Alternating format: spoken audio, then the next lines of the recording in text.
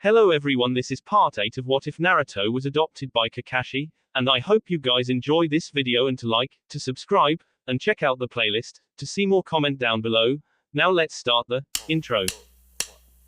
They call me a god. They call me a god.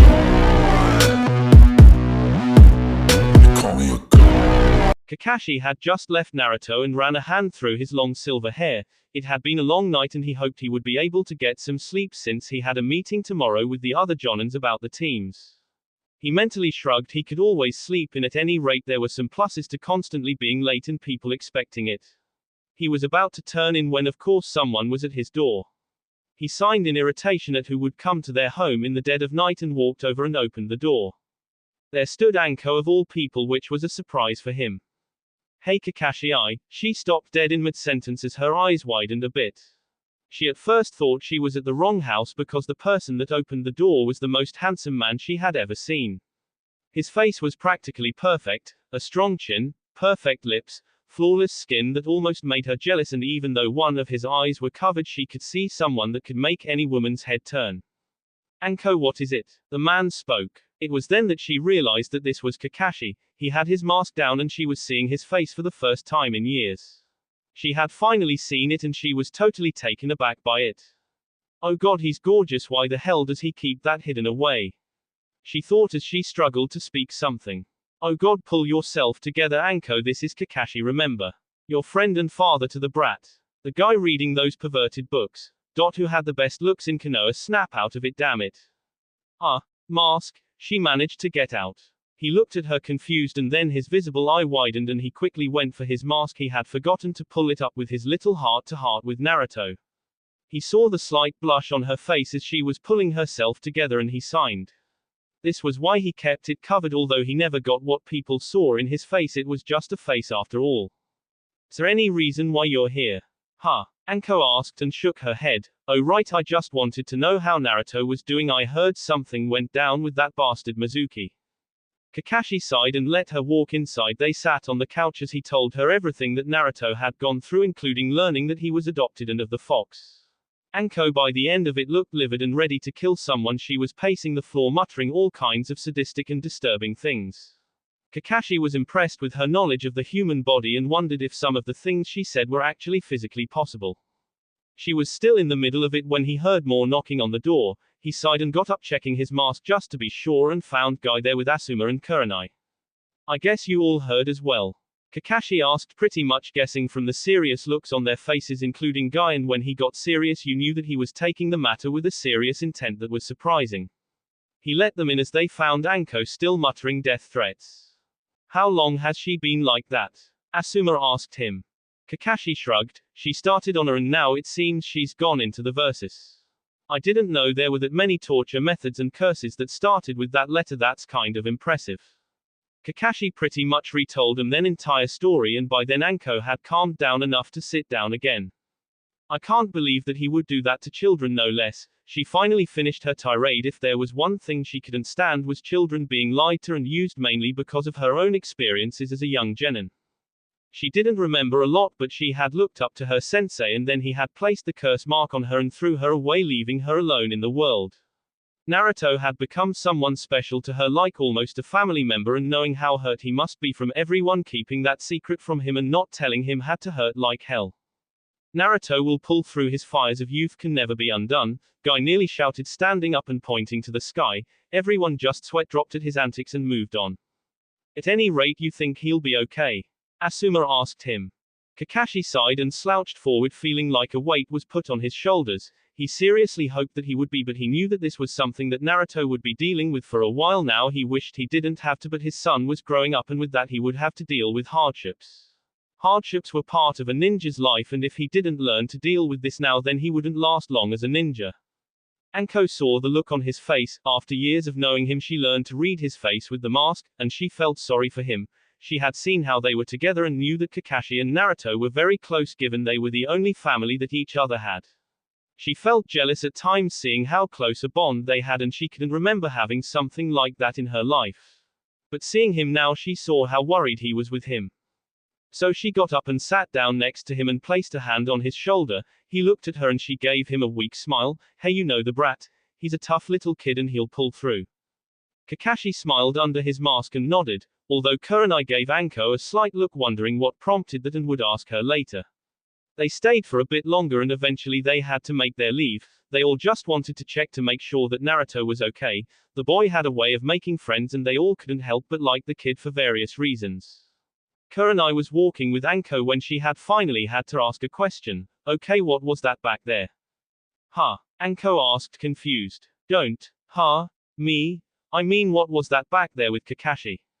Oh that, Anko blushed a bit but only for a second before grinning. I saw it.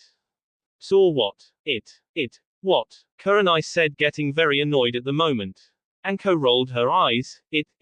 I saw his face. Kurenai stopped in her tracks hearing that. She had been trying to see under that mask for years and Anko said she had seen the famous face of Kakashi. She saw that she was being left behind and quickly ran up to her friend. You're kidding. Nope. She said smugly. Well, what was it like? Anko thought back and the blush came back. Oh god, he's the most handsome man ever. Why the hell does he have to hide that thing? I mean, it's a crime against all females that he should do that. You're exaggerating things, right? Anko just shook her head. They had all heard the rumors about the face. They all heard all the stories from people who had claimed to have seen it. It was one of the reasons that there were many females trying to see what he looked like. It didn't hurt that he was famous, very skilled, and apparently a good father as well. So of course there were some females that would love to jump at the chance with him and she had seen him on a few dates but none seemed to last. She got the story out of Naruto one day that some of the ladies didn't seem to like him much and Kakashi pretty much dumped them after that, so apparently if they couldn't accept Naruto to Kakashi that meant they weren't worth his time. That was good since it showed that even though he was a bit of a perv at least it showed that his son came first. Kurenai noticed how quiet Anko had gotten and in all the years she had known her she knew that a quiet Anko meant something bad was going to happen or she was really deep in thought about something. She also caught the blushing she had done thinking about Kakashi's face and somewhere she wondered if Anko was attracted to him now. Of course Kakashi even with the mask had this thing about him that was strangely attractive but she could never live with someone that read those filthy books. Besides lately someone else had been on her mind but she pushed those thoughts aside. She knew that Anko dated now and then but nothing major ever came out of it. Usually one night stands or the guy just didn't measure up. Kurenai had a small smirk as she hoped that maybe she could push things along. After all both Anko and Kakashi were single and Anko already liked Naruto as well so why not? Kurenai might also be mistaken and she planned on watching to see how the two interacted. If there was any indication that the two might be attracted to the other she would help push them together but if not then she would just let it go. She didn't want to mess things up between two friends after all. So you think he's good looking, huh? Kurenai asked. Anko felt her cheeks burn again. Okay, yeah, he's a stud but not like I can do anything about it. Too bad then, although I wish I had seen it since I've always wondered myself what he looks like. Kurenai asked and Anko went into a very detailed explanation about what she had seen. Kurenai was impressed that she remembered so much in such a short time but it made her wonder two things. Could Anko have started to crush a bit on the masked man and was Kakashi's face really that handsome?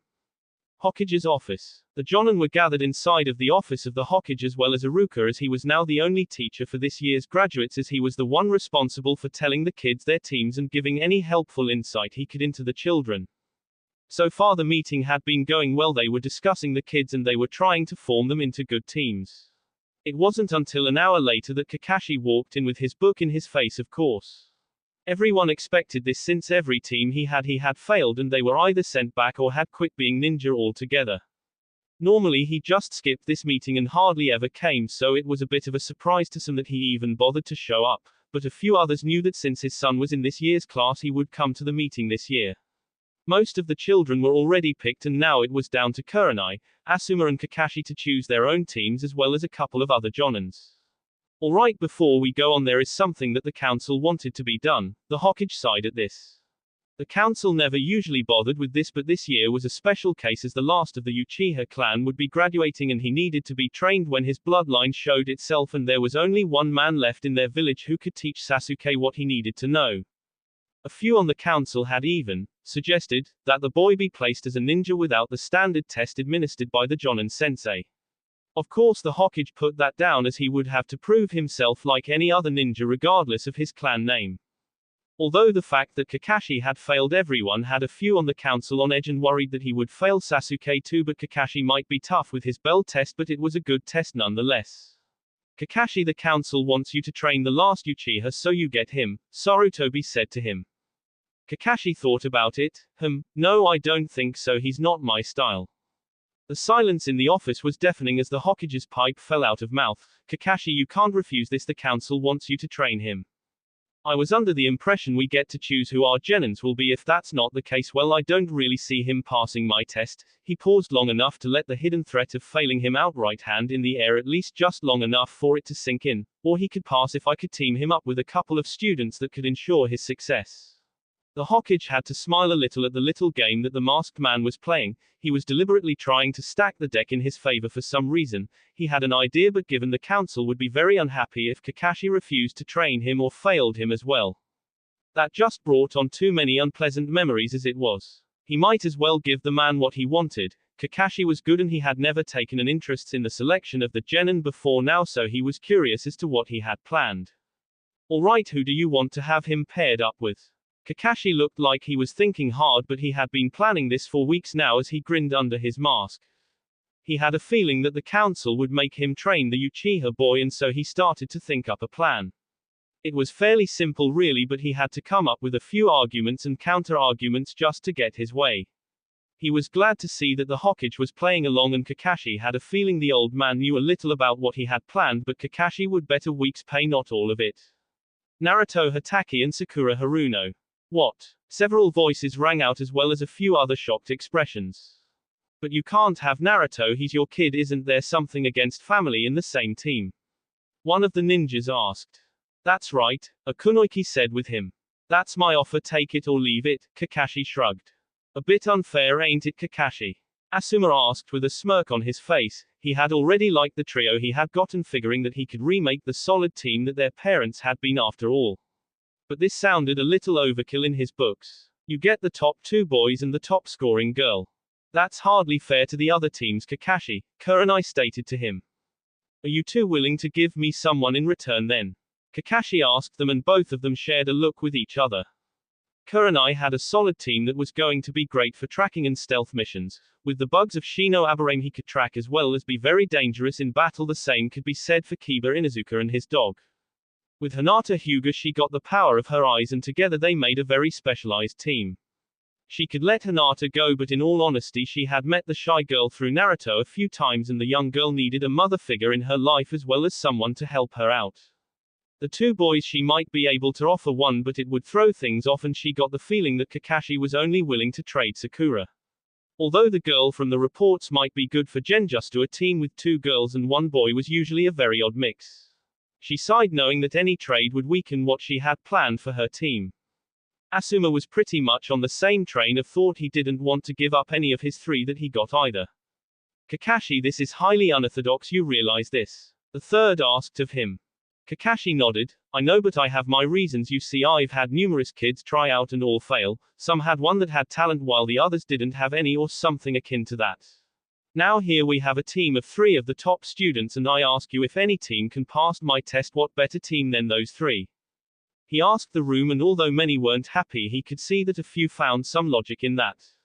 Besides, I want to make a special squad, Kakashi continued on. I want to make a team that could be a front-line strike force, a team that goes into the thick of things and shatters the enemy force for the rest of us.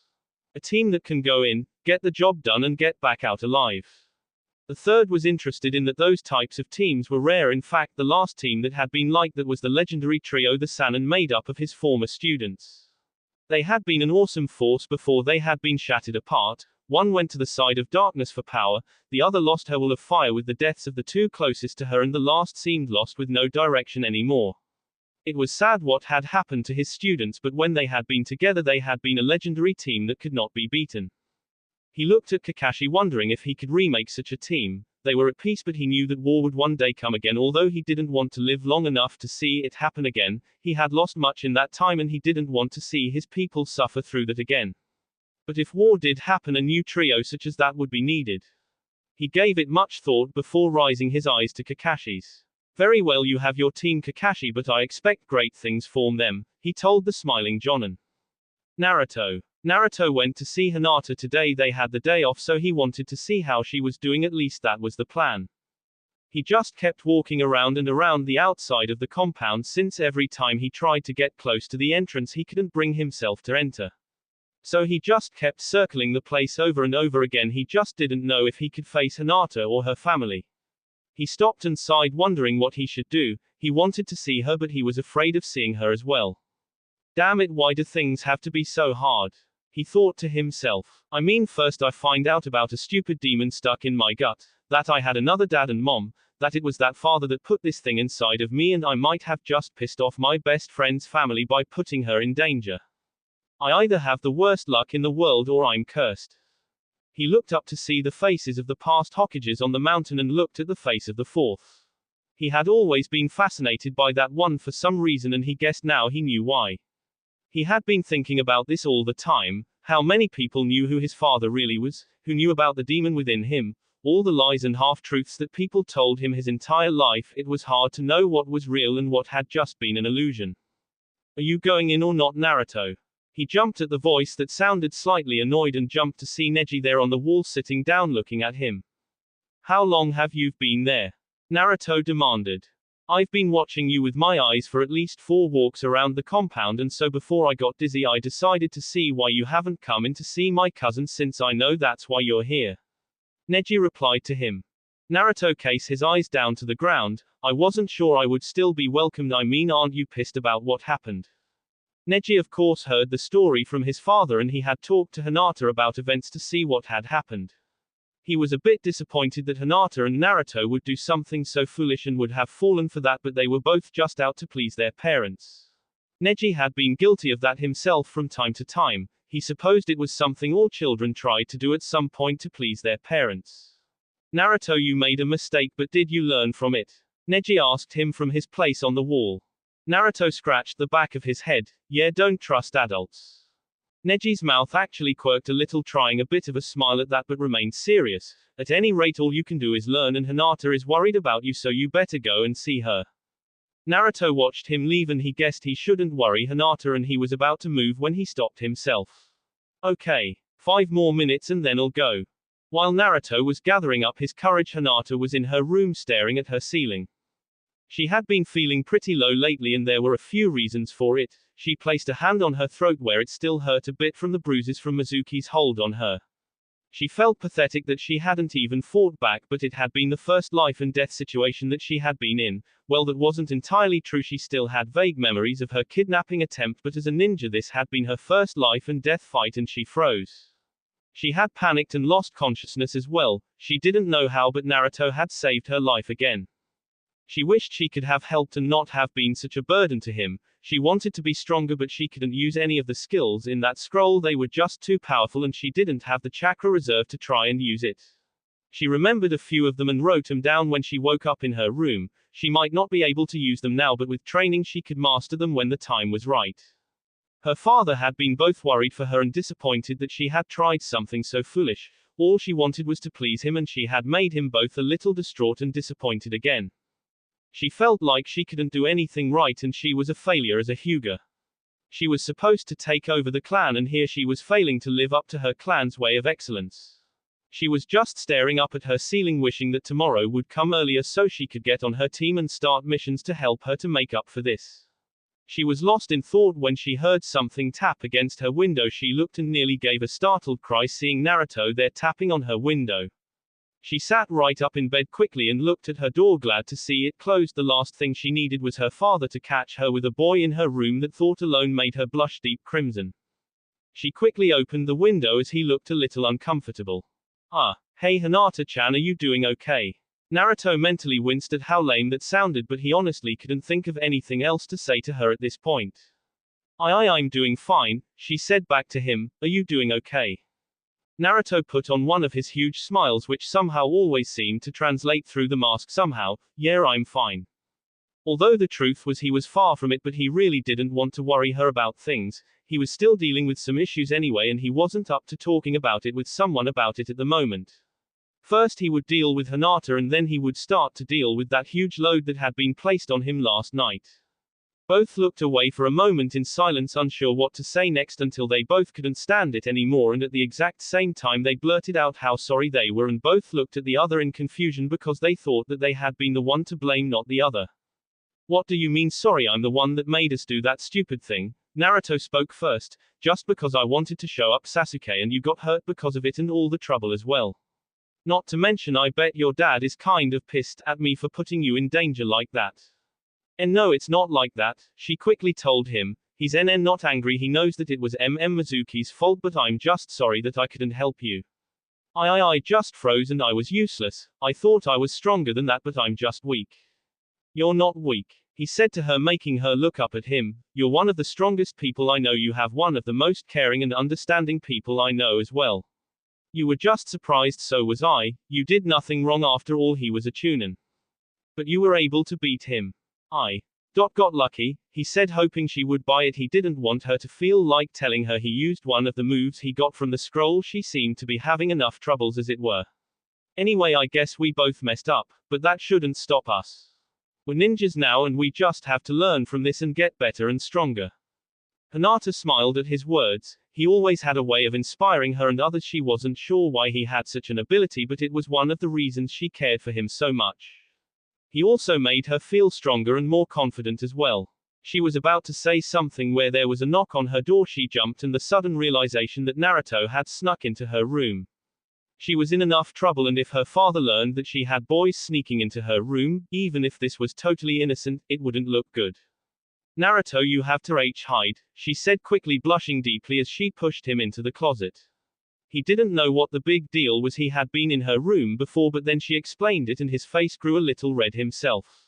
He hadn't thought of it like that, and it would be a little awkward seeing as he did come through her window, avoiding everyone in the home. See, come in, Hinata called out. Hanabi walked in, looking around, wondering what all the noise had been about that she had heard. She had knocked several times and she had gotten curious what her big sister had been up to. She had on a small smile as she walked into the room, making a point to look around, making Hinata sweat a little. It is going to be lunch soon, as I was told to tell you that it would be in the main dining hall today, Hanabi said. Oh, okay, I'll be there, Hinata said, even more nervously than usual.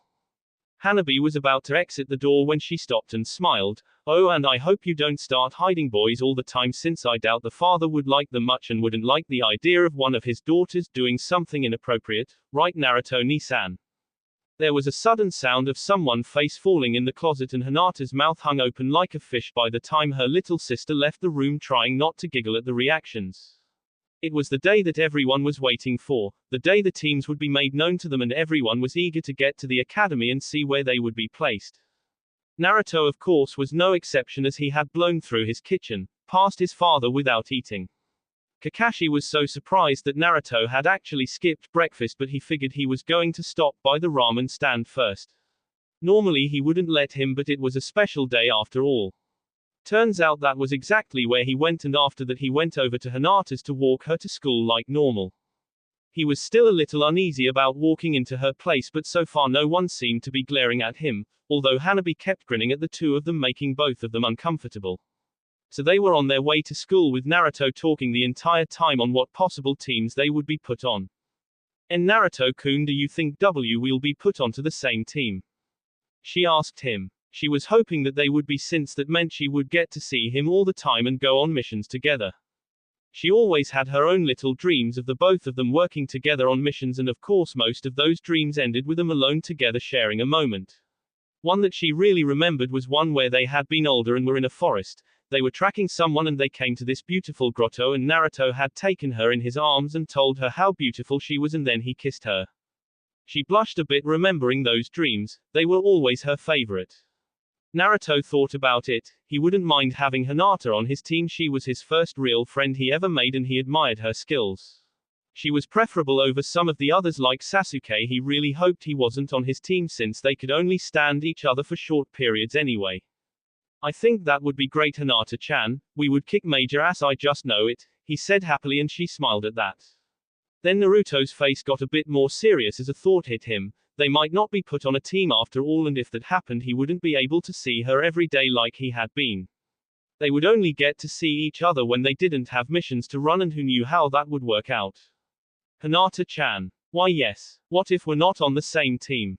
He asked her, and he saw her face fall at that news, since it was something that could happen. Hey, let's promise something together, okay? She looked at him expectantly, wondering what he had in mind. Let's promise that we'll always be there for the other even if we're not on the same team, and that we'll get really strong and help the other achieve the dreams and become the best ninjas there is, okay? Hinata smiled and nodded her head. She liked that idea, and she would help Naruto become Hokage, and also she felt that he would make a great Hokage one day. They entered into the classroom, and it was the usual scene with the kids all talking excitedly amongst each other about who they'll be teamed up with, and they couldn't wait to go on their first missions. Naruto and Hinata made for their friends who were gathered around a few tables. A moment later, Iruka came in with the folders for the teams. He took his place at the front of the class and smiled at the students. It had been a long time, but they were finally ready to step out into the world. He only hoped that he had prepared them for what was to come ahead, as he knew of the real tests that awaited them. Although he knew that some would pass while others failed, it happened all the time, but he had a very good feeling about this year. He had seen some very promising students this year, and for some reason he felt that they would show him that they would be ninjas that the village could be proud of. First off, I want to congratulate everyone. You all passed the exam, and it's been my pleasure to teach you all. Iruka said to them all, smiling. I know that you all will make me proud, and that you all should be proud of what you accomplished. Now then, you'll be put into your 4-man cells, 3 genins and a jonin instructor. I'll call out the team name, the genins that will be in it. Your jonin instructors will pick you up soon. Iruka started to read off the names as everyone waited to see where they would be placed. He started with the team 1 and moved on up through the teams. Team 7 will be Sakura Haruno, Naruto Hatake and Sasuke Uchiha. Sakura brightened up at that. And who was on her team? What? How come Sakura gets put on Sasuke-kun team? Ino whined out loud. Ino, the teams were placed as they were for a reason. Now sit down while I finish the teams off, Iruka said to the young girl. She eventually sat down, pouting that she wasn't on the same team as her crush Sasuke, although Sasuke was glad on hearing that. He wasn't sure he could take having someone like Ino who was always bothering him. Sasuke gave a glance at his team. Sakura he wasn't sure of. To him, he figured she was one of the less than annoying fangirls, but still slightly annoying. Then there was Naruto, the only person in school who had given him any type of challenge. It was strange since they fought a lot, and yet he couldn't say that he hated the boy. Sure, he was loud, annoying and sometimes dense, but he was also the only other student that Sasuke could measure his progress against. It was also irritating that Naruto was never too far behind him, at least in his eyes, and so Sasuke always had to push himself harder. In a way, Naruto was making him reach his goal of avenging his family faster, but he wouldn't be outdone by him regardless. He would surpass and leave Naruto behind, since he still had to catch up to Itachi's level and then surpass him as well. Naruto smiled at his team. Sure, he was on Sasuke's team, but at least he was paired up with Sakura, one of his friends and someone who he kind of liked as well. He was a bit sad that Hinata wasn't on his team. He would have traded Sasuke for her in a heartbeat, but there was no changing it. He looked around and saw Hinata's face looking down, slightly sad, and he knew that she wanted to be on his team as well. He would go talk to her after everything was settled. Iruka continued to call out names. Team 8 will be Hinata Hyuga, Kiba Inuzuka and Shino Aburame. Cool, this should be interesting, eh Hinata? Kiba asked the girl next to him. She snapped out of her slight depression and gave him a small smile. Oh, of course, Kiba-kun. Kiba sighed, knowing that Hinata had a crush on Naruto and yet had done nothing about it. He once said to her that if she wanted to, that he would tell Naruto that Hinata liked him, but she had panicked and begged him not to. He couldn't say no to her. After all, she was one of the nicest people he met, and it would be like kicking a puppy to betray her, so he stayed silent. He just wished that either Naruto would get a clue or Hinata would grow a spine. He looked to Shino, and the no-so-talkative boy nodded his head as he knew what he was thinking about. Perhaps the both of them would be able to work on Hinata's confidence and get her to admit her feelings. After all, sure, it was funny at first, but catching her when she fainted all the time was getting to be annoying. Team 10 will be Choji Akamaiki, Ino Yamanaka and Shikamaru Nara. Oh great, not only am I not on the same team as Sasuke-kun, I get paired up with the most lazy-ass boy in the world and his sidekick, Ino whined, resting her head on the table. Oh man, what a drag to get her of all people. Shikamaru sighed in his seat behind the blonde. As if I don't get enough nagging at home from my mom, now I'll have it some more from her. What was that? Ino snapped at him, giving him a death glare. Troublesome, he muttered, going back into his usual resting position. By the time the teams were finished being called, Iruka gave them some time to get to know the teammates before their new teachers would show up. Naruto went over to Hinata, seeing how sad she had been, and sat down next to her. Hey, you okay, Hinata-chan? He asked her. She blushed, realizing that he was sitting right next to her, and started to play with her fingers. I'm okay, Naruto-kun. Good, but sorry that we're not on the same team. That would have been really cool, Naruto said to her, and he saw her get a small smile at his words. Anyways, don't worry, maybe our teams could get paired up one missions now and then, you never know, and it's not like we won't see each other. But anyway, I'll miss hanging out all the time with you and the others. Hinata's felt touched that he would miss her, and she wanted to say something back, but she wasn't sure what to say. Thank you, Naruto-kun, and promise me that we'll still see each other. He gave her one of his smiles. You got it, Hinata-chan. She smiled, and this time she felt like smiling. Later on, the Jonins came up, and one by one the teams left. Naruto said goodbye to Hinata and all his other friends, and it was only until Team 7 was the last team left in the room waiting for their Jonin to pick him up. It was over an hour later, and still their instructor wasn't around, and the three Genins were getting very bored. Sasuke was staring out the window at nothing, and Naruto looked like he was about to sleep, while Sakura, who was sitting between them, was tapping her fingers on the desk, annoyed about all of this. She sighed and looked at Sasuke and couldn't help but grin at beating Ino and every other girl to be on this team. First she had Sasuke-kun, and she also had Naruto. Both boys were sought after, although most went after Sasuke. He was very handsome and skilled, although he was so distant. She looked at Naruto, who was still partially a mystery. She had known him for all this time, and still she didn't know what he looked like under his mask. But he was kind and caring, but he was also slightly perverted and an idiot at times, so she just sighed back to her original problem. The fact was, she liked Naruto as a friend, but she wasn't sure if there was more to it, or should she try and get through to Sasuke.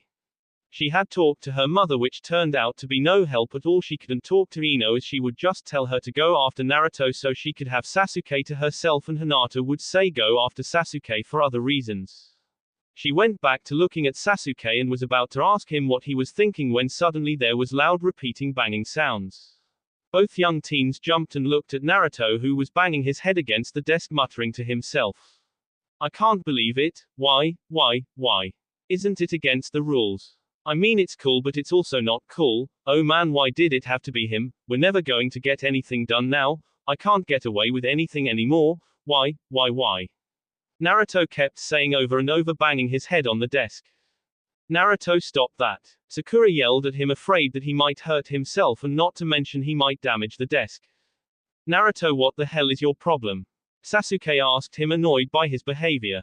In all the time he had known Naruto, he just could never figure the boy out. He had so much potential but wasted it all acting like a child and goofing off. It was also one of the reasons why it irked him how Naruto kept up with his skills while like that, and Sasuke trained hard most of his free time.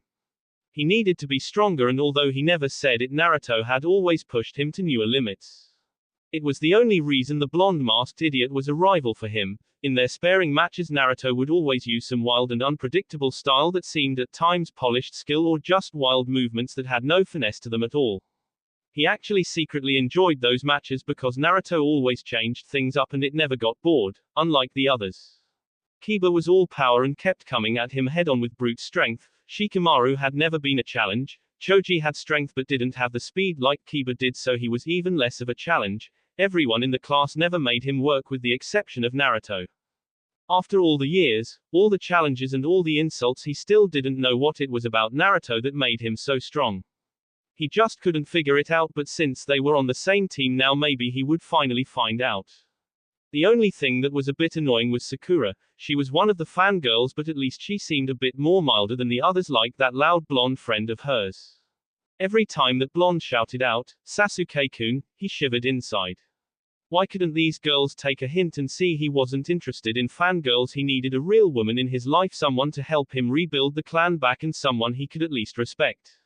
He had no time for timid or shy girls, or girls that didn't take life of a ninja seriously. That was only Sakura's saving grace, as she at least seemed to try and make an effort, but she seemed a little indecisive about to go after him or the masked idiot making a dent in the desk with his head. Naruto, stop it. Sakura yelled at him. You don't understand, I know who our Jonin instructor is, Naruto said to her, and now both Genins were looking at him.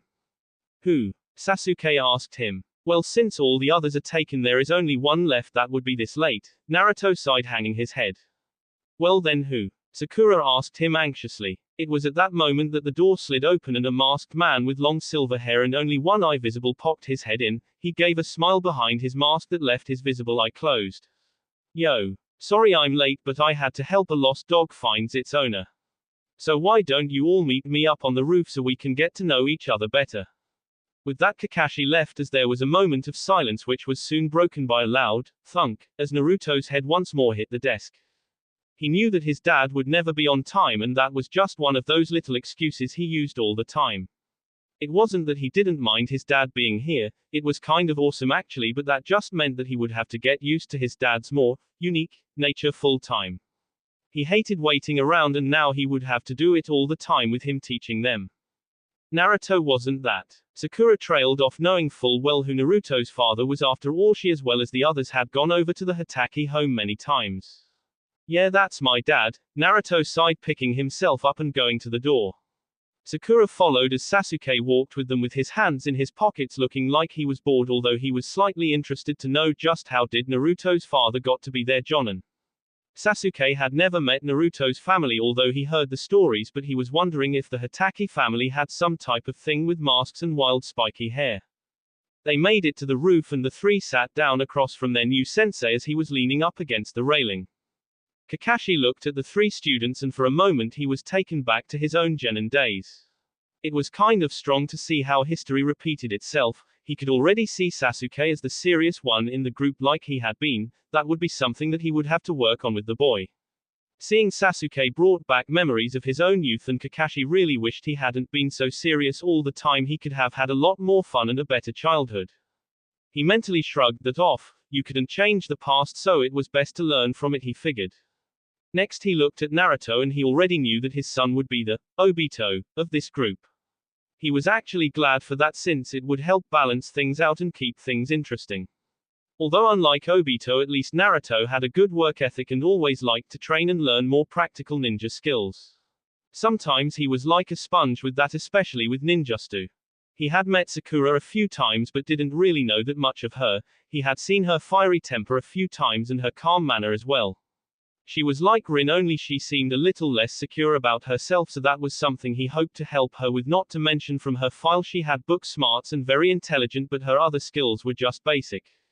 Now then, why don't you all tell me about yourselves so I can get a good handle on you and for each other, and yes Naruto, you have to do this too. I know you well enough, but it's for their benefit as well. Kakashi added in, seeing that Naruto was about to say something. Kakashi sensei, why don't you start so we can get an idea? Sakura asked. Kakashi nodded his head. Well, let's see, my name is Kakashi Hatake. I like a lot of things and don't like some things. My dreams are really none of your business and I have few hobbies. The three Genin's sweat dropped at that, since they didn't learn anything out of it. That is until Naruto decided to fill in some blanks. He loves his perverted books and reads them all the time, and I think one of his dreams is to have them all done into a movie. He's one of the top Jonins, has a rivalry with another named guy, and he one day wishes he can beat a 12-year-old at cards. He smirked at that last bit, seeing Kakashi give him a parental glare at that. Naruto knew that his dad would get even with him for that one later. He just sighed and looked at Sakura. Okay, fine, then you're up. Sakura Haruno, I like flowers and my friends. I want to become strong to protect them and to be the best kunoichi that I can be.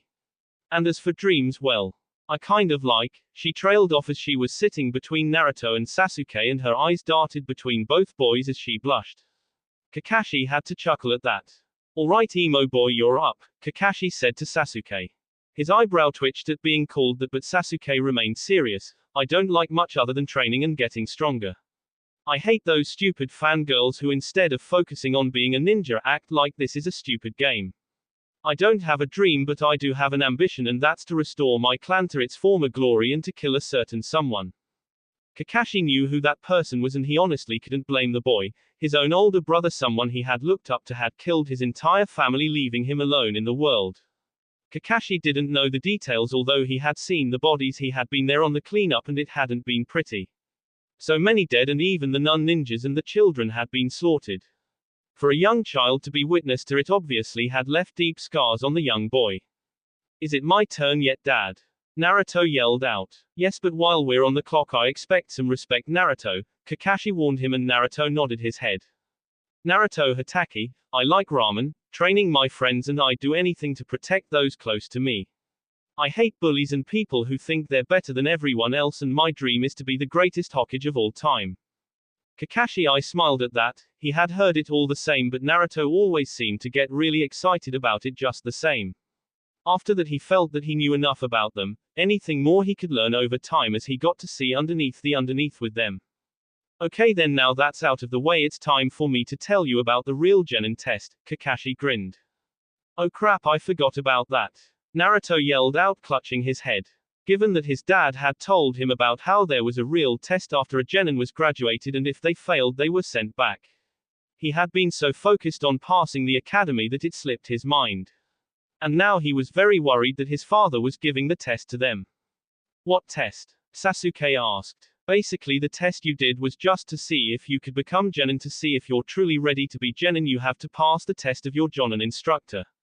If you fail, well, you get sent back here for another year. Some have quit after my test and others are used as non-combat ninjas like courier or working in administration or something else like that, since not all ninjas are used in combat after all. So then I want you all to go to training area 7, be there at 5 AM, and I don't want you 3 to eat since you'll most likely throw up anyway, and I'll be watching you, Naruto. Kakashi smirked before he disappeared in a puff of smoke. He's not serious, is he? Sakura asked Naruto, but she saw the color drain a bit from his face, at least the part of the face that she could see. How hard can this be? Sasuke asked. I think pretty hard, Naruto said, scratching the back of his head. For years they've been trying to get him to take a Genin team, but my dad has failed every single group that they sent him. He has a damn scoreboard on a tree out back, and every time they fail he puts another notch to it. Wait a minute, I think I saw that tree last time I was over at your house for your last birthday. Sakura remembered once seeing a tree with lots of marks on it but wasn't sure what it had been for. She had meant to ask but had forgotten when the party game started up and Ino had dragged her to be with Hinata with a game of the boys against the girls. Yeah, he's never passed a team, and I mean never, he's got the longest record of doing that too. Naruto sighed, knowing that things wouldn't get easy for them. He knew the kind of training his dad could do when he was motivated to actually train. He may act lazy, but his dad knew his stuff, and the training he had put him through the years hadn't exactly been easy at times either. Well, maybe he'd go easy on us since you're on our team. Sakura asked. Naruto just let out a small laugh. Are you kidding? He might even go harder on us since I'm on the team. He likes to push me to the limits in my own training, and I saw what he does. One time I watched as he climbed a cliff with one hand literally tied behind his back for training. He saw the faces of both of them get surprised reactions out of that. He himself still couldn't believe some of the training his dad went through, although it wasn't as bad as Uncle Guy's. At least it was somewhat sane and not totally out there, and he wasn't sure what Auntie Anko did for her own training. So what, we don't have a chance? Sakura asked him, worried about this test. Naruto was silent a moment until he stood up. Hell yes, we have a chance. I never gave up with anything that was thrown at me, and everything my dad threw at me I tried twice as hard. I'm not backing down, and you know what, we can do this. After all, 3 of us made it to the top places this year, and if anyone can do it, then we can. Sakura couldn't help but smile at his confidence and his words. They had an impact on her, making her think that maybe they could pull this off. Sasuke looked at the masked blonde, and as he thought about it, it was true, they were the top students of this year. So to him any stupid test wouldn't be too hard, besides at least it might mean that the others wouldn't slow him down either. Naruto smiled as he looked over the village. He had come so very far, but he still had a long way to go, and he would let nothing stand in the way of his dream. He had passed the exam, and he would pass this test that his father would throw at them. Bring it on, Dad, we'll take whatever you throw at us and give it right back at you, and you better believe it. He thought to himself. That will be it for this video. If you want more, comment down below, like, subscribe. And see you guys later.